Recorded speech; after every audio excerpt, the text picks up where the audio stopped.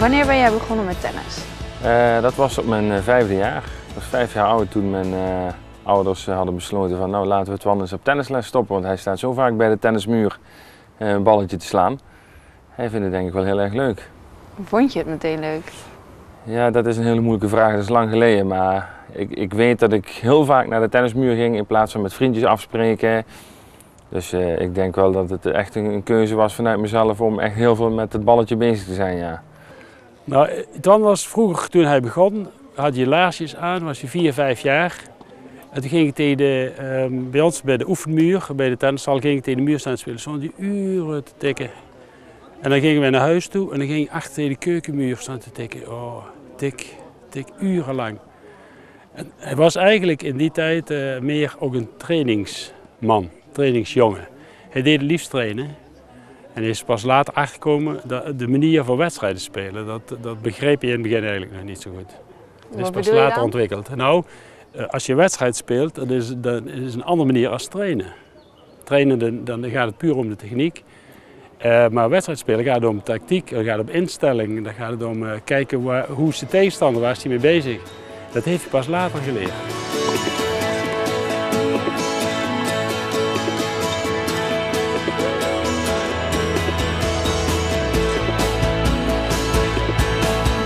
En hoe is het verder gaan? Want je begon op je 5e.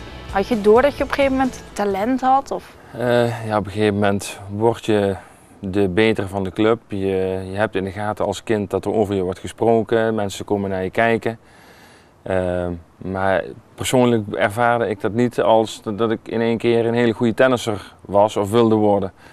Maar ja, ik wilde wel heel graag winnen. En ik kon ook absoluut niet tegen mijn verlies. Dus ik deed in de trainingen wel er alles aan om beter te worden.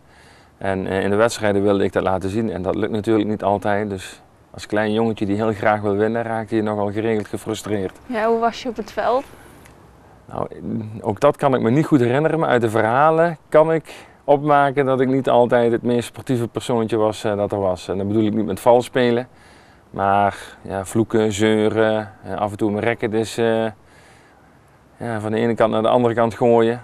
Dus hoe is het verder gegaan? Wat is toen zeg maar, het hoogste wat je als tennisser hebt bereikt? Het hoogste wat ik als tennisser heb bereikt is Nederlands kampioen. Dat gebeurde eigenlijk vrij plotseling. Ik was Limburgs kampioen geworden en dan word je uitgenodigd voor de Nederlandse kampioenschappen.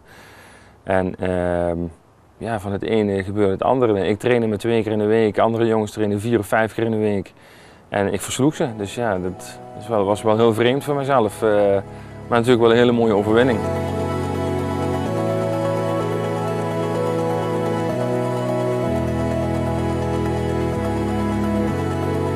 Twan heb ik een jaar of 14 geleden leren kennen. Hij was toen een van de trainers van de vorige tennisschool Gerrie Verkoelen.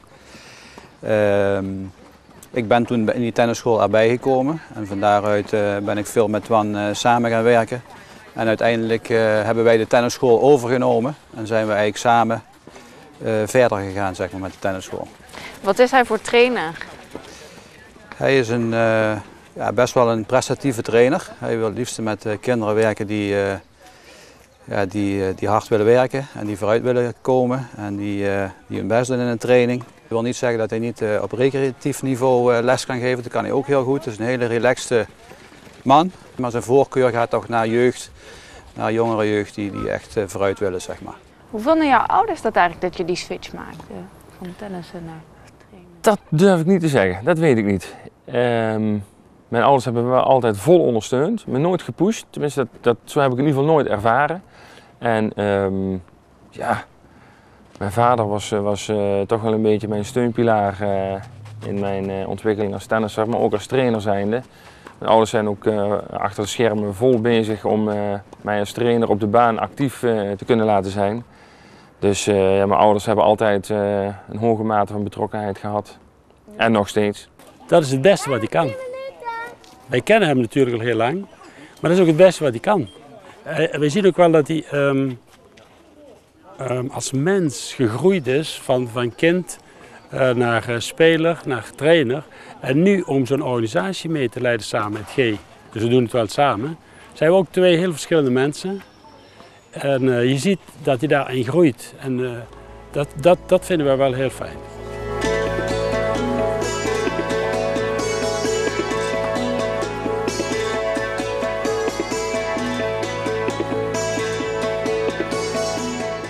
Even naast de tennis. Wie ben je naast tennis?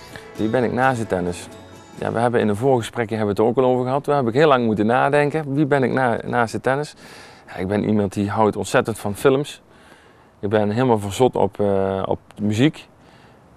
Ik heb natuurlijk mijn zoontje en mijn vriendin in mijn leven rondlopen. Aardig wat vrienden. Vooral vrienden uit de tennis uiteraard. Want dat is toch waar ik 6, 7 dagen in de week mee bezig ben. En in mijn vrije tijd vind ik het vooral het leukste om een beetje op de bank te zitten en muziek te luisteren en films te kijken. Ja. Hoe heb je jouw vriendin leren kennen? Mijn vriendin heb ik ontmoet toen ze 10 jaar was. Toen was ik trainer. En op een gegeven moment stond er een klein meisje voor me en die zei tegen me, ik wil heel graag bij jou trainen. Toen hebben we dat opgepakt, ik ben een gesprek aangegaan met de ouders. Ja, zij is volop bij mij in het trainingsprogramma gaan trainen. Heeft ook de Nederlandse top gehaald. Bij Michaela Krajicek in de leeftijdscategorie, ook in de top 5 van Nederland gestaan. Op een gegeven moment raakte Marleen, want daar hebben we het hier over, raakte geblesseerd. In een heel vervelend traject terechtgekomen met rugblessures, waardoor ze niet kon tennissen, dan weer een maandje wel kon tennissen, weer niet kon tennissen. Op een gegeven moment heeft ze gezegd, nou ik laat het tennissen even voor wat het is, ik ga mijn trainersdiploma halen. Toen is ze haar trainersdiploma gaan halen en is ze bij ons ook daadwerkelijk les gaan geven. En ja, op een gegeven moment ja, krijg je toch wat gevoelens voor elkaar. Ik moet eerlijk zeggen dat ik als trainer zijnde zoiets had van, nou dit moet ik niet willen, dit is niet wat ik voor ogen heb. Maar uiteindelijk hou je zoiets niet tegen, zoals ze dat dan altijd zo vaak zeggen. En ja, hebben wij 2 jaar geleden een relatie met elkaar gekregen. Dus uiteindelijk, ja, we kennen elkaar al heel lang, zijn we daar naartoe gegroeid. Ja, heel onbewust. Maar we hebben er nu wel heel mooi, we maken er wat moois van.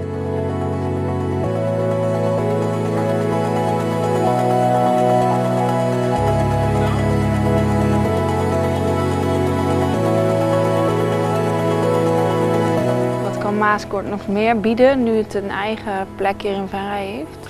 Ja, we kunnen veel geconcentreerder onze activiteiten aanbieden. Voorheen moesten we dan een keer naar die tennishal, dan een keer naar die tennishal, dan naar die vereniging. Nu kunnen we veel meer zeggen van oké, we hebben echt één home. En dan word je ook als tennisschool wat herkenbaarder. Dan is het niet zo van oh daar is een regiotraining, daar kan ik naartoe.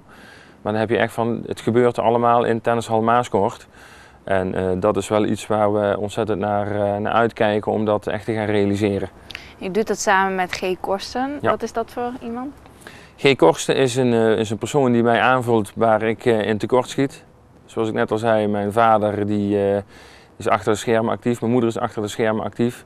En zo is ook G. Actief naast mij. En G. is de wat punctuelere man. Die houdt alles keurig netjes bij op schrift, die verzorgt de contracten, die verzorgt de loonadministratie, geeft uiteraard ook veel les.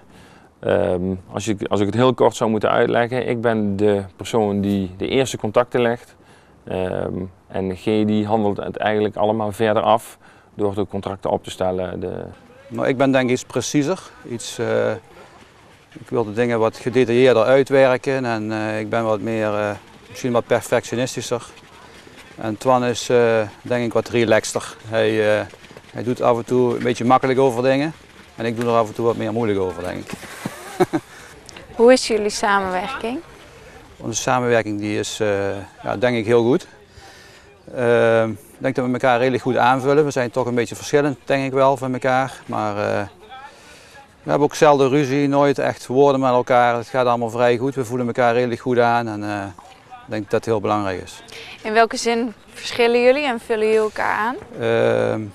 Maar ik ben denk ik iets preciezer.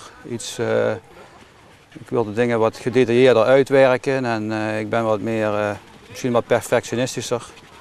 En Twan is denk ik wat relaxter. Hij doet af en toe een beetje makkelijk over dingen en ik doe er af en toe wat meer moeilijk over, denk ik. Je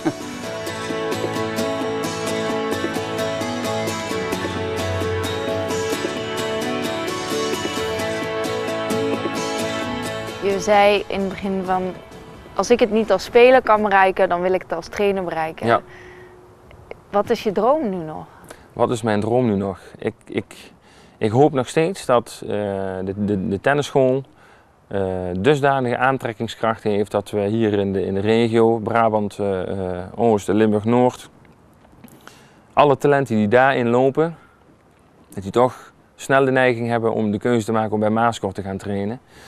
En mijn droom is dat er uiteindelijk natuurlijk eentje tussen zit die echt de stap kan gaan maken om naar het echte professionele gedeelte van de tennis. Hè, want tot 16, 17, 18 jaar stelde het nog niet zo heel veel voor. Dat moet ik niet te hard zeggen, want dan stoot ik andere mensen voor het hoofd. Maar ja, het proftennis, zien de mensen vaak, dat is de top 100 van de wereld. En ik hoop toch nog altijd dat er eentje bij ons tussen loopt die dat kan gaan halen. Maar stel dat een van jouw leerlingen dat haalt, dan sta je nog naast hem aan de top? Dan hoop ik dat wij nog steeds uitgenodigd worden om bij zijn toernooi te komen kijken. Ik ben wel heel realistisch. Hè. Als je echt door moet stoten naar Europese top, wereldtop, dan houdt het bij ons op. Dat is niet te doen. We hebben ervoor gekozen om heel bewust ons te richten op de kinderen tot en met 10, 12, 14, 16. En ja, dat gaat heel goed nu.